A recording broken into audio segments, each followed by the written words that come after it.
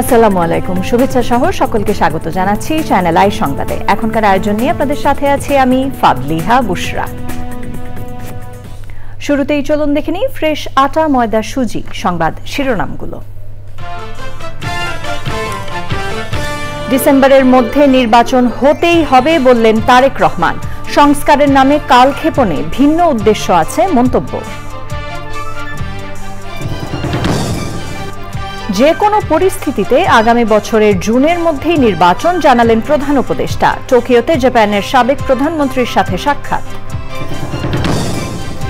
14 বছর কারাভোগের পর মুক্ত হয়ে জুলাই যোদ্ধাদের ধন্যবাদ জানালেন জামায়াত নেতা এটিএম আজহার। সত্যের জয় হয়েছে মন্তব্য।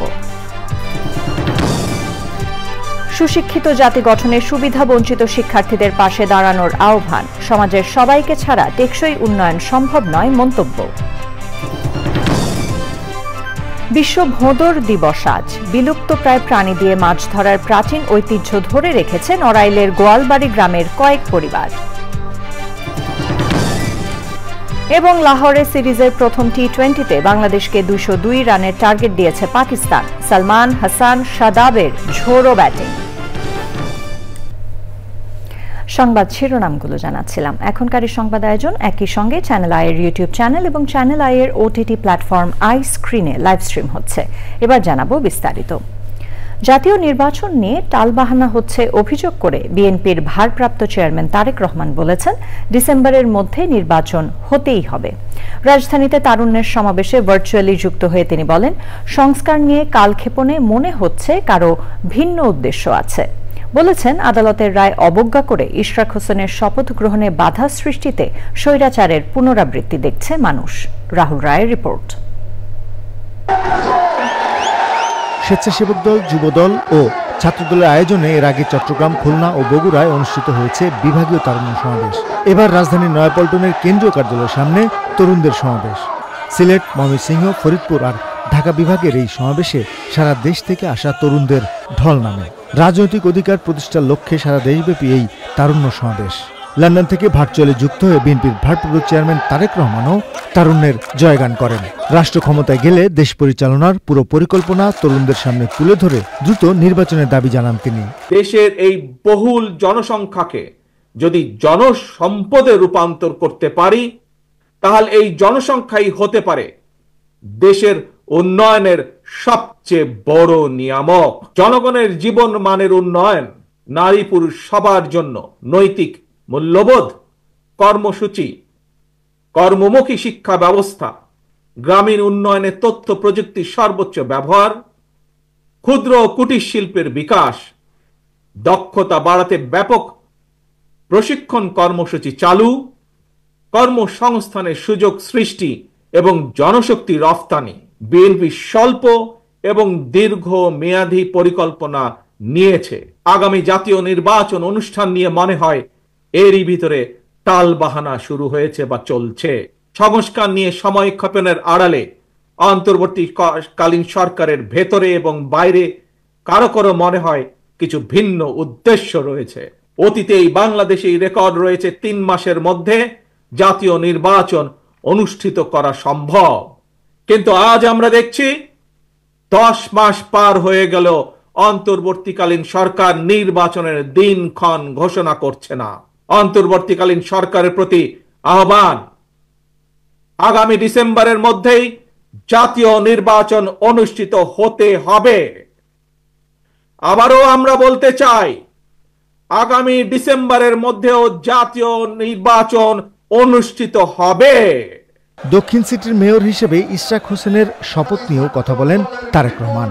আদালতের রায়ের প্রতি সম্মান না দেখিয়ে যারা ইশরাক হোসেনকে ঢাকা দক্ষিণের মেয়রের দায়িত্ব গ্রহণে বাধা সৃষ্টি করেছে, সেই স্বৈরাচারের সেই একই যে ঘটনা, সেটির পুনরাবৃত্তি আমরা দেখতে পাচ্ছি। যারা আইনের প্রতি শ্রদ্ধা দেখায় না, যারা আদালতের নির্দেশকে অবজ্ঞা করে, তাদের কাছ থেকে আমরা কতটুকু সংস্কার আশা করতে পারি?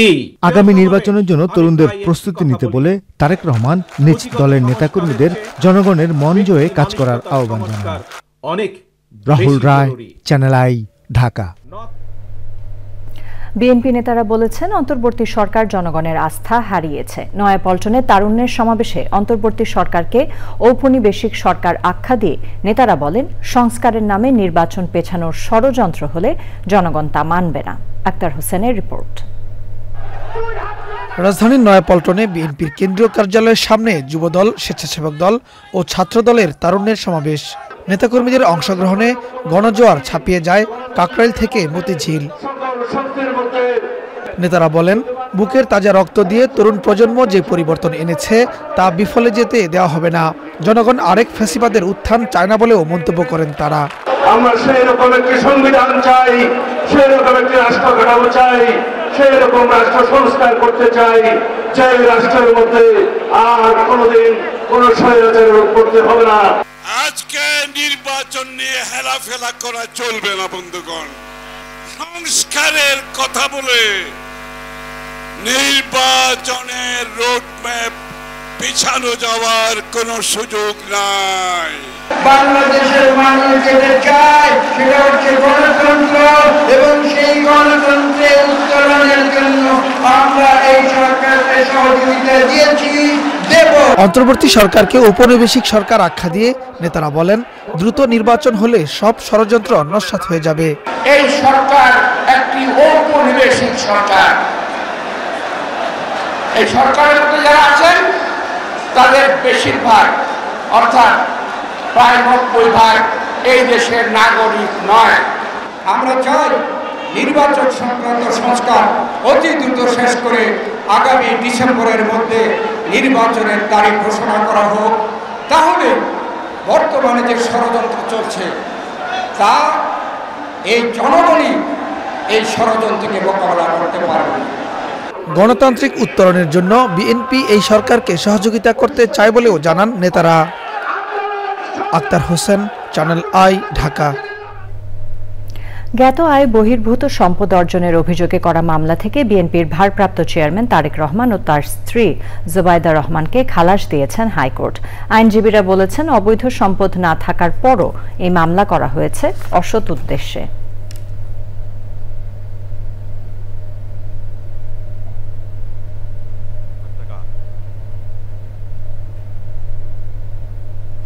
যে কোনো পরিস্থিতিতে আগামী বছরের জুনের মধ্যেই বাংলাদেশে সাধারণ নির্বাচন হবে বলে আবারও জানালেন প্রধান উপদেষ্টা ডক্টর মোহাম্মদ ইউনূস।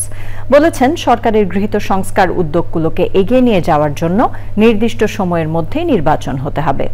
জাপানের প্রাক্তন প্রধানমন্ত্রী এবং জাপান বাংলাদেশ পার্লামেন্টারি ফ্রেন্ডশিপ লীগের সভাপতি তারো আসো প্রধান উপদেষ্টার সঙ্গে টোকিওর ইম্পেরিয়াল হোটেলে সাক্ষাৎ করলে অধ্যাপক ইউনূস এমন মন্তব্য করেন। প্রধান উপদেষ্টা বলেন, অন্তর্বর্তী সরকার 3টি গুরুত্বপূর্ণ ক্ষেত্র সংস্কার, খুনিদের বিচার এবং সাধারণ নির্বাচনের জন্য কাজ করছে।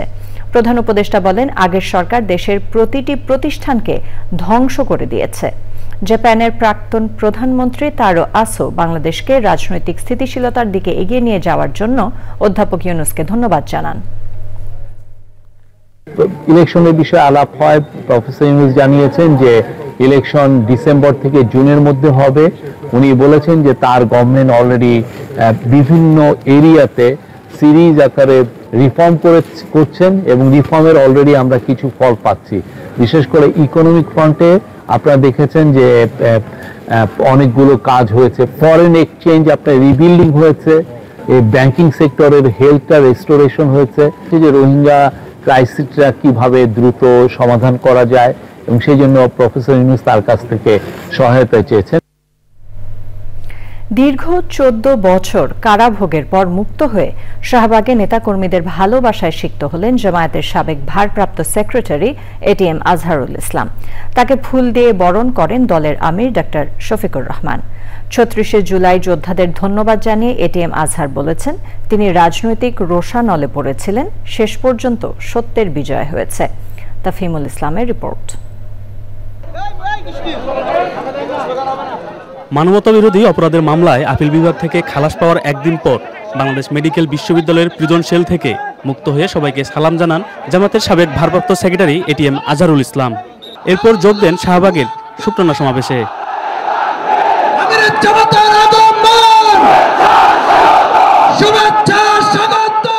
সমাবেশে যোগ দিয়ে ৩৬শে জুলাইয়ের যোদ্ধা ও জনগণকে সমর্থন দেওয়ায় সেনাবাহিনীকে ধন্যবাদ জানান এটিএম আজহার। বিচার চান জামাতের নেতাদের হত্যাকাণ্ডের।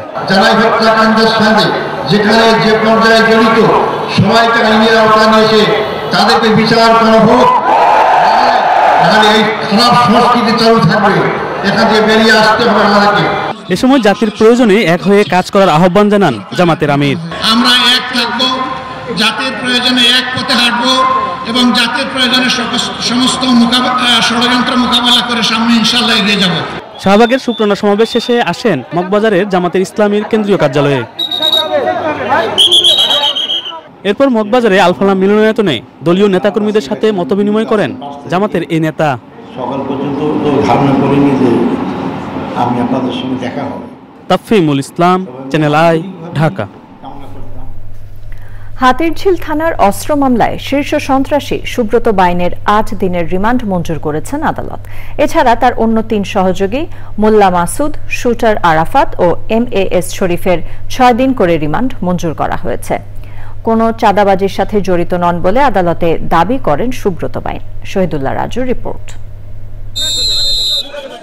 ইন্টারপোলের তালিকায় মোস্ট ওয়ান্টেড শীর্ষ সন্ত্রাসী সুব্রত বাইন এবং তার ৩ সহযোগী মোল্লা মাসুদ, শুটার আরাফাত ও শরীফকে কড়া নিরাপত্তায় ঢাকার CMM আদালতে হাজির করে পুলিশ। আদালত কক্ষে সুব্রত বাইন দাবি করেন তিনি চাঁদাবাজিতে জড়িত নন। 2022 সালে তাকে আয়নাঘরে নেওয়া হয় এবং 5 আগস্ট রাত 3টায় ছাড়া হয় বলেও দাবি করেন সুব্রত বাইন। আসামিদের নির্দোষ দাবি করে আদালতে জামিন আবেদন করেন আসামিপক্ষের আইনজীবী।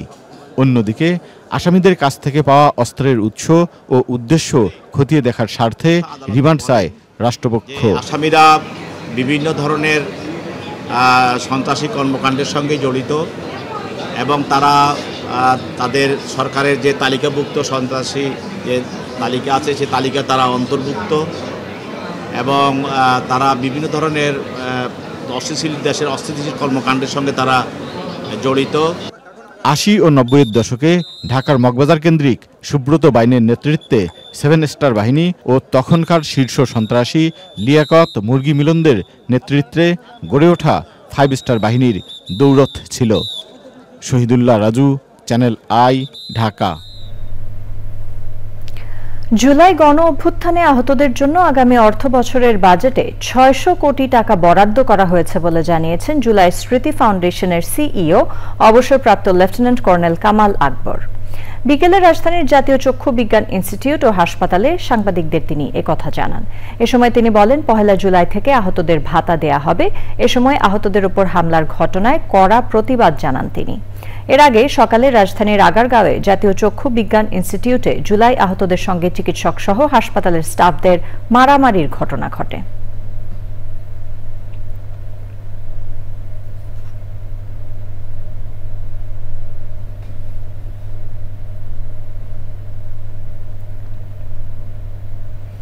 সরকারি চাকরি সংশোধন অধ্যাদেশ 2025 বাতিলের দাবিতে সারা দেশে প্রতিদিন 1 ঘণ্টা কর্মবিরতি পালনের কর্মসূচি ঘোষণা করেছেন সরকারি কর্মকর্তা কর্মচারীরা। তবে জরুরি সেবা এর আওতার বাইরে থাকবে। আন্দোলনের বিষয়ে মন্ত্রিপরিষদ সচিবকে অবহিত করা হয়েছে। বিস্তারিত জানাচ্ছেন রফিকুল বাশার। সরকারি চাকরি সংশোধন অধ্যাদেশকে কালো আইন আখ্যা দিয়ে তা বাতিল না হওয়া পর্যন্ত আন্দোলন চালিয়ে যাওয়ার ঘোষণা দিয়েছে বাংলাদেশ সচিবালয় কর্মকর্তা কর্মচারী ঐক্য ফোরাম। নতুন করে প্রতিদিন সকাল 10টা থেকে 11টা পর্যন্ত কর্মবিরতির কর্মসূচি দেওয়া হয়েছে। কার্যক্রম অব্যাহত রাখার সিদ্ধান্ত গ্রহণ করেছি। প্রতিদিন সকাল 10টা থেকে বেলা 11টা পর্যন্ত আমাদের শান্তিপূর্ণ কর্মবিরতি চলতে থাকবে। এর আগে ভূমি মন্ত্রণালয়ের সিনিয়র সচিব মন্ত্রিপরিষদ সচিবের সাথে বিষয়টি নিয়ে বৈঠক করেন। দেশে ফিরলে প্রধান উপদেষ্টাকে এ বিষয়ে অবহিত করা হবে এবং তিনি যে সিদ্ধান্ত দেবেন সেই অনুযায়ী ব্যবস্থা নেওয়া হবে বলে জানান ভূমি সচিব। প্রধান উপদেষ্টা আসলে তখন এটা তুলবে না আর কি জিনিসটা। আর আমাদের কর্মচারীরা অবাধ্য না, ওরা শুনবে আমার বিশ্বাস। ওরা বুঝে তো, ওরা তো জানে, ওদের হাত দিয়ে তো হয় সবকিছু। ওরা এটা বুঝবে, আমি বিশ্বাস করি যে ওরা স্থগিত করবে। প্রধান উপদেষ্টার সিদ্ধান্তের উপর নির্ভর করে পরবর্তী কর্মসূচি দেওয়া হবে বলে জানিয়েছে বাংলাদেশ সচিবালয় কর্মকর্তা কর্মচারী ঐক্য forum. Rafiqul Bashar, channel I, Dhaka. প্রধান উপদেষ্টা ডক্টর মোহাম্মদ ইউনূসের পদত্যাগ করতে চাওয়াকে ছেলে খেলার সঙ্গে তুলনা করে এর সমালোচনা করেছেন নাগরিক ঐক্যের সভাপতি মাহমুদুর রহমান মান্না। প্রধান উপদেষ্টা যদি করিডোর দেওয়ার কথা বলেন সেটি অবুঝ শিশুর মতো কাজ হবে বলেও মন্তব্য করেন তিনি।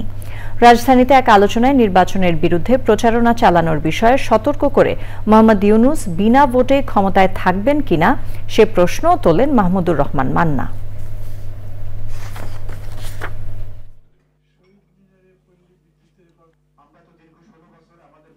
ডক্টর ইউনূস কিভাবে থাকবেন? উনি ভোট ছাড়া থাকবেন? আমি আপনাদের প্রত্যেকের বিবেকের কাছে প্রশ্নটা রাখি। কিন্তু তো ডক্টর ইউনূসের প্রতি ভালোবাসা তো আপনার গিভ অ্যান্ড টেকের উপরে নির্ভর করে। দাম বেড়ে গেলে আপনার মন খারাপ হয়ে যাবে। ও একেবারে কচু পাতার পানির মতো জনপ্রিয়তা, ওগুলোর কোনো মূল্য নেই। খুব গুড্ডা বদমাশ লুটেরা, এদের ভোট দেব না।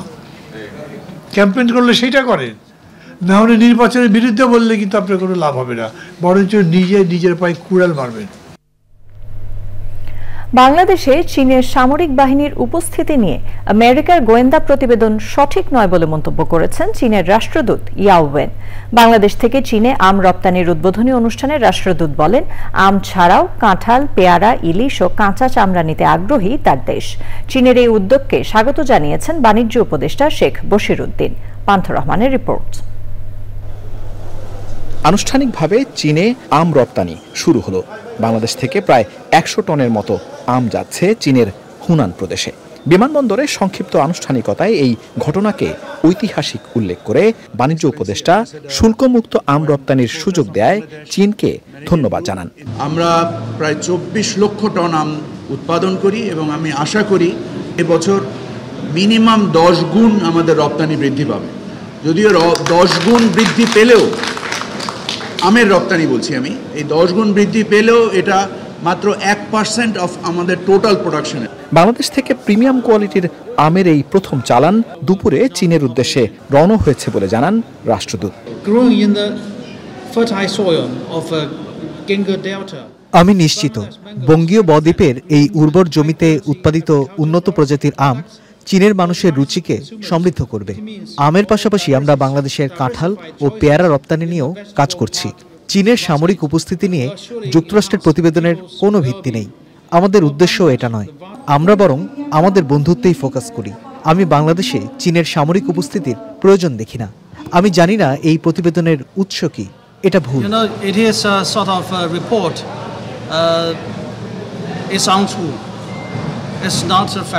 রাষ্ট্রদূত জানান, চীনের বাণিজ্য মন্ত্রী ইয়াং ওয়েনতাওয়ের নেতৃত্বে শনিবার 2 দিনের সফরে বাংলাদেশে আসছেন 100 জনের একটি প্রতিনিধি দল।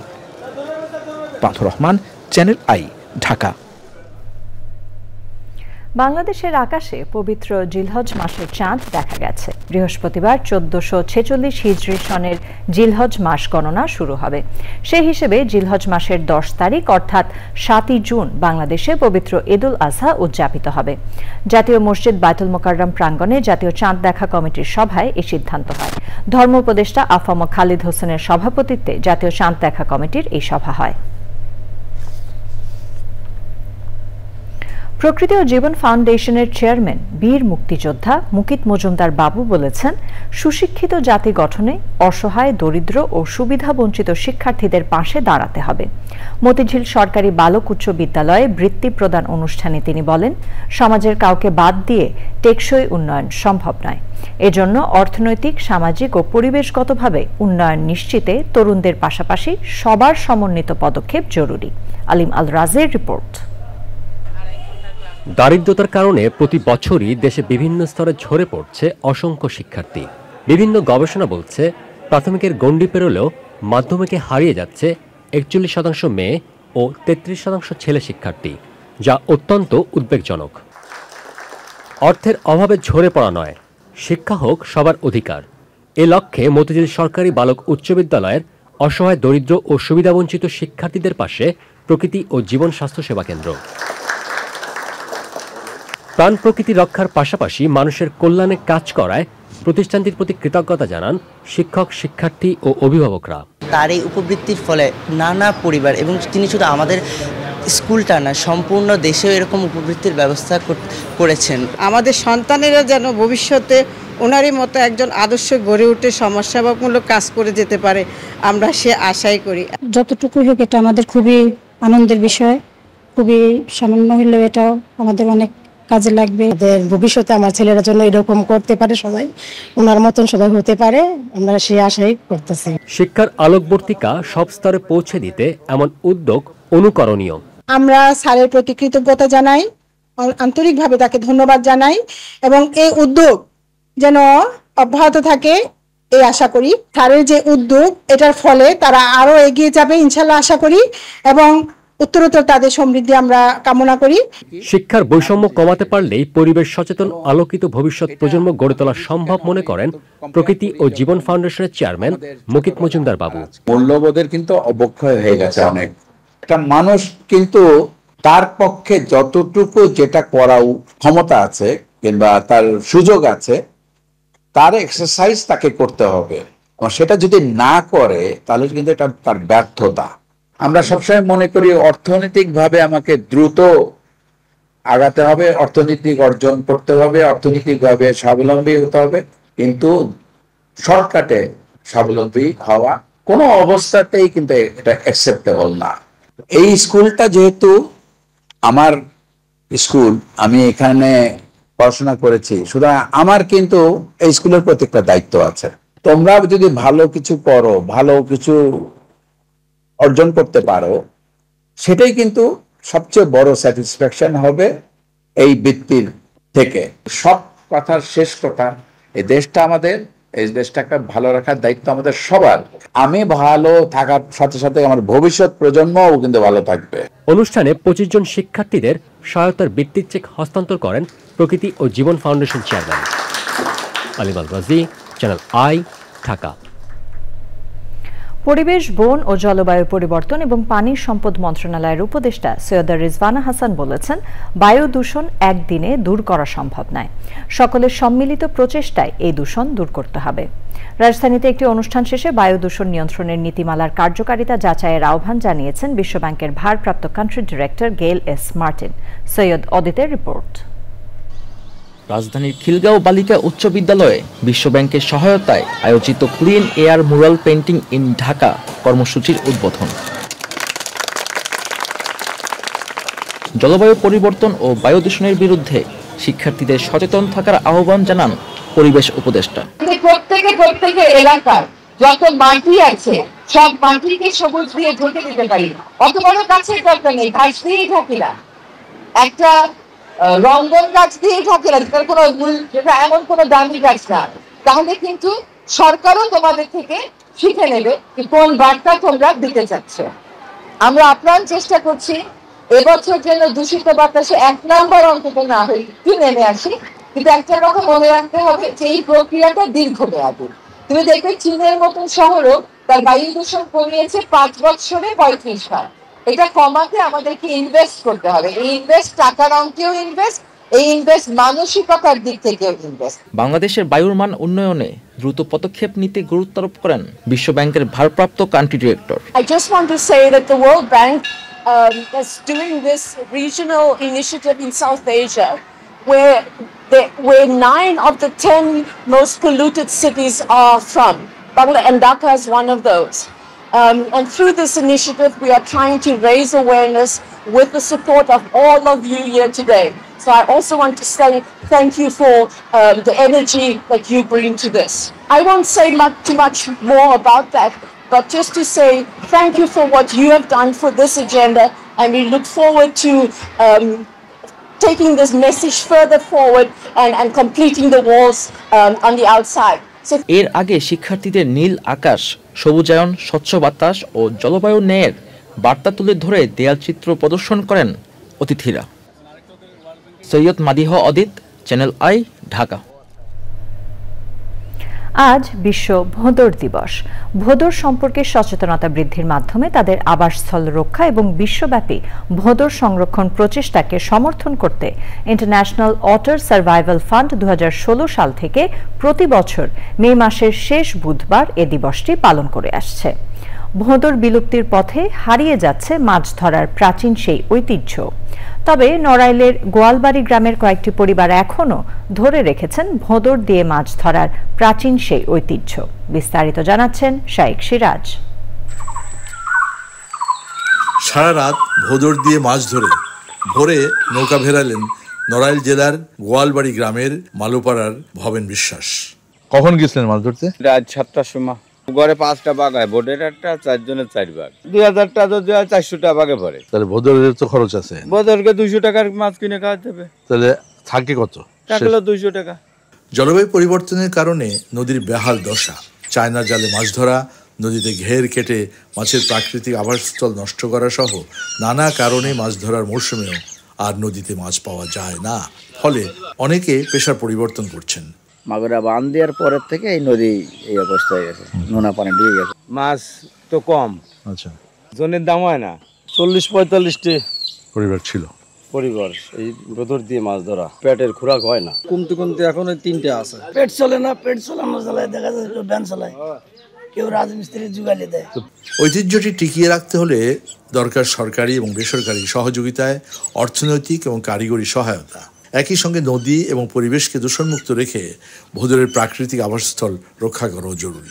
নৌকা আছে 6টা, বুঝছেন, তার 4টে কাজ করে আর 2টো ঘাটে বাঁধা থাকে। বিক্রি করলে পারে, বিক্রি স্যার কেউ কিনতে চায় না এগুলো এখন। কেন না, ওই নদীতে মাছ নেই বলে এই জন্য কেউ কেনে। ভোঁদড় দিয়ে মাছ ধরা এই অঞ্চলের হাজার বছরের ঐতিহ্য। কালে কালে এই ঐতিহ্য বিলীন হয়ে যাচ্ছে, কারণ এই পেশাতে কেউ থাকছে না, এর থেকে প্রাপ্তি তেমন নেই। ঘাটে 2টো নৌকো বাঁধা আছে। এই অঞ্চলে 6টি পরিবার ভোঁদড় দিয়ে মাছ ধরতো, কিন্তু এখন 4টি পরিবার আছে। বাকি 2টি নৌকো দিনের পর দিন ঘাটে বাঁধা আছে, কিন্তু এই পেশায় কেউ নাই বিধায় নৌকোর মালিক যে জেলে, সে ওটি বিক্রি করতে পারছে না। এখন ভোঁদড় দিয়ে মাছ ধরানো শুধুই মাত্র কবিতায় রয়ে গেছে, অথচ এটি হতে পারত বিশ্ব ঐতিহ্যের একটি। নড়াইলের জেলেপল্লী থেকে শাইখ সিরাজ, চ্যানেল আই। এ নিয়ে বিস্তারিত প্রতিবেদন দেখবেন আগামী শনিবার রাত 9টার সংবাদের পর হৃদয়ে মাটি ও মানুষ অনুষ্ঠানে। দেশে খাদ্য মজুদ পরিস্থিতি সন্তোষজনক জানিয়ে খাদ্য উপদেষ্টা আলী ইমাম মজুমদার বলেছেন, বর্তমানে 15 লাখ মেট্রিক টন খাদ্য মজুদ রয়েছে, যা গত বছরের চেয়ে 3 লাখ টন বেশি। খাদ্য উপদেষ্টা বলেন, কৃষকরাই দেশের প্রথম সারির সৈনিক, তাদের উৎপাদিত পণ্যের ন্যায্য দাম দিতে হবে। ময়মনসিংহে বিভাগীয় কমিশনারের সম্মেলন কক্ষে মতবিনিময় সভায় এসব কথা বলেন উপদেষ্টা।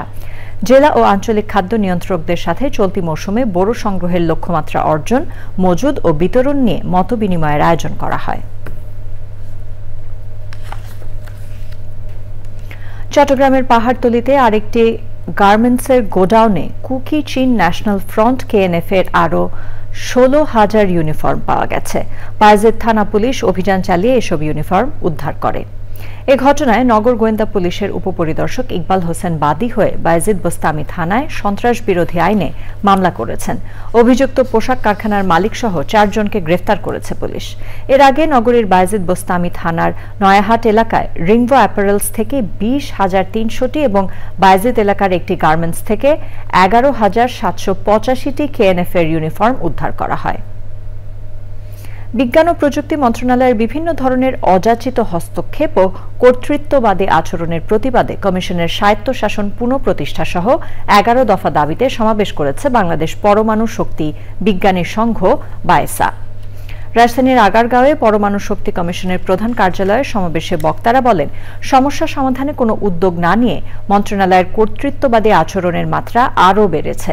দাবি আদায় না হওয়া পর্যন্ত আন্দোলন চলবে বলে জানিয়েছেন বিজ্ঞানীরা।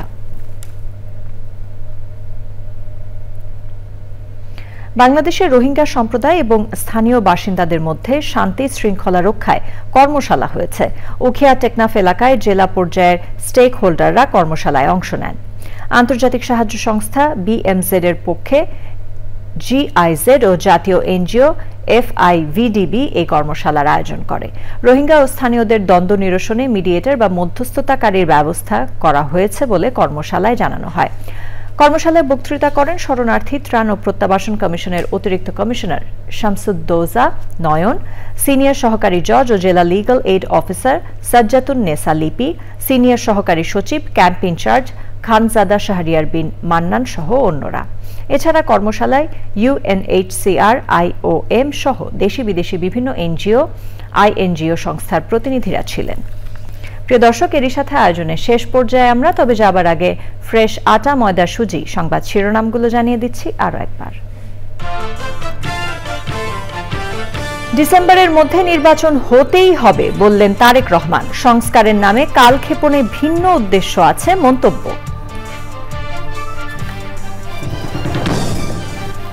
যে কোনো পরিস্থিতিতে আগামী বছরের জুনের মধ্যেই নির্বাচন, জানালেন প্রধান উপদেষ্টা। টোকিওতে জাপানের সাবেক প্রধানমন্ত্রীর সাথে সাক্ষাৎ। 14 বছর কারাভোগের পর মুক্ত হয়ে জুলাই যোদ্ধাদের ধন্যবাদ জানালেন জামায়াত নেতা ATM আজহার। সত্যের জয় হয়েছে মন্তব্য। সুশিক্ষিত জাতি গঠনে সুবিধাবঞ্চিত শিক্ষার্থীদের পাশে দাঁড়ানোর আহ্বান। সমাজের সবাইকে ছাড়া টেকসই উন্নয়ন সম্ভব নয় মন্তব্য। বিশ্ব ভোঁদড় দিবস আজ। বিলুপ্তপ্রায় প্রাণী দিয়ে মাছ ধরার প্রাচীন ঐতিহ্য ধরে রেখেছে নড়াইলের গোয়ালবাড়ি গ্রামের কয়েক পরিবার। এবং লাহোরে সিরিজের প্রথম টি20তে বাংলাদেশকে 202 রানে টার্গেট দিয়েছে পাকিস্তান। সালমান হাসান শাদাবের ঝোড়ো ব্যাটিং। আমাদের পরবর্তী সংবাদ দেখার আমন্ত্রণ জানিয়ে শেষ করছি। ধন্যবাদ সবাইকে।